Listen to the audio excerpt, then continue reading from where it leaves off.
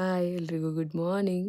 ಬೆಳಗ್ಗೆನೇ ಎದ್ದು ಒಂದು ಸ್ವಲ್ಪ ನೀರು ಕುಡ್ಕೊಂಡು ಪಾತ್ರೆ ಗೀತ್ರೆ ಎಲ್ಲ ತೊಳ್ಕೊಂಡು ಮನೆ ಕೆಲಸ ಮುಗಿಸ್ಕೊಂಡು ಇವತ್ತು ಶುಕ್ರವಾರ ಆಗಿರೋದ್ರಿಂದ ಪೂಜೆ ಮಾಡಬೇಕಲ್ಲ, ಮಾಡೋಣ ಅಂತ ಅಂದ್ಬಿಟ್ಟು ಮನೆಯೆಲ್ಲ ಕ್ಲೀನ್ ಮಾಡ್ಕೊಂಡು ನಮ್ಮ ರಾಯರಿಗೆ ಈ ಥರ ರೆಡಿ ಮಾಡಿದ್ರೆ ಒಂಥರ ನೆಮ್ಮದಿ. ನಮಗೆ ಒಂಥರ ಅವ್ರನ್ನ ಹಿಂಗೆ ನೋಡೋದೇ ನಮಗೊಂಥರ ಖುಷಿ.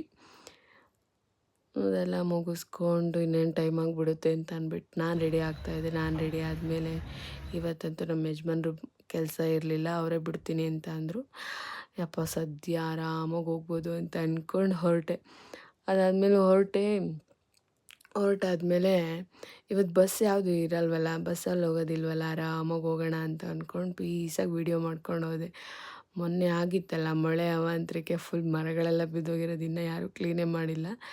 ಇದನ್ನು ಕ್ಲೀನ್ ಗೊತ್ತಲ್ಲ ನಮ್ಮ ಸರ್ಕಾರ ಹೆಂಗೆ ಅಂತ, ಬಿಟ್ಟಾಕ್ಬಿಡೋದು ಅಷ್ಟೇ, ಇನ್ನು ಮುಗೀತು ಕತೆ. ಅದಾದಮೇಲೆ ಅಲ್ಲೇ ಹಂಗೆ ಹಿಂಗೆ ನೋಡ್ಕೊಂಡು ಬರ್ತಾ ಇದು ಸ್ಯಾಂಕಿ ಟ್ಯಾಂಕಿ ರೋಡು, ಅದು ಸ್ಯಾಂಕಿ ಟ್ಯಾಂಕಿ ನಮ್ಮ ಬಾಸ್ ನೋಡಿ ಹೆಂಗೆ ನಗ್ತಿದ್ದಾರೆ. ಅದಾದಮೇಲೆ ಒಂದು 2 ಮಿನಿಟ್ಸ್ ಶಿವನಗರ್ ಸಿಗ್ನಲ್ಲು. ಅದಾದಮೇಲೆ ಮುಗೀತು. ಆಮೇಲೆ ನಮ್ಮ ಹಸ್ಬೆಂಡ್ ನನ್ನ ಬಿಟ್ಬಿಟ್ಟು ಹೋದರು. ನಾನು ಮತ್ತೆ ಜಾಯ್ನ್ ಆದೆ ನನ್ನ ಕೆಲಸಕ್ಕೆ. ನಮ್ಮ ಭಾರತಿ ಮೇಡಮು, ಅವ್ರನ್ನ ಯಾವಾಗಲೂ ನನ್ನ ಕಿಡ್ಲೆ ಮಾಡ್ತಾನೆ ಇರ್ತೀನಿ. ಅವರಂತೂ ಸುಮ್ಮನೆ ನಿಂಗೇನು ಮಾಡೋಕ್ಕೆ ಕೆಲಸ ಇಲ್ಲ, ಬರೀ ಇದೇ ಕೆಲಸ ಅಂತಾರೆ. ಸೊ ನಮ್ಮ ಕೆಲಸ ಗೊತ್ತಲ್ಲ, ನಮ್ದು ಇದೇ ಕೆಲಸ, ಕಿಟ್ಲೆ ಮಾಡೋದೇ ಕೆಲಸ ನಮ್ಮದು.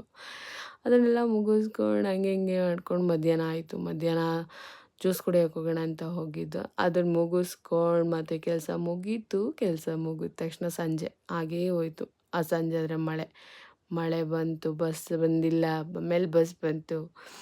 ಕತೆ ಯಾಕೆ ಕೇಳ್ತೀರ ಇವತ್ತು. ಆಮೇಲೆ ನಮ್ಮ ಹಸ್ಬೆಂಡ್ ಬಂದರು ನನಗೆ ಕರ್ಕೊಂಡು ಹೋಗೋಕ್ಕೆ. ಅಲ್ಲಿಂದ ಮನೆಗೆ ಬಂದು ಮನೆಯಿಂದ ಊಟ ಮಾಡ್ಕೊಂಡು ನಮ್ಮ ಅಕ್ಕರ ಮನೆಗೆ ಹೋಗಿ ಅಲ್ಲೆಲ್ಲ ಮುಗಿಸ್ಕೊಂಡು ಬರ್ತಾ ಇದ್ದು.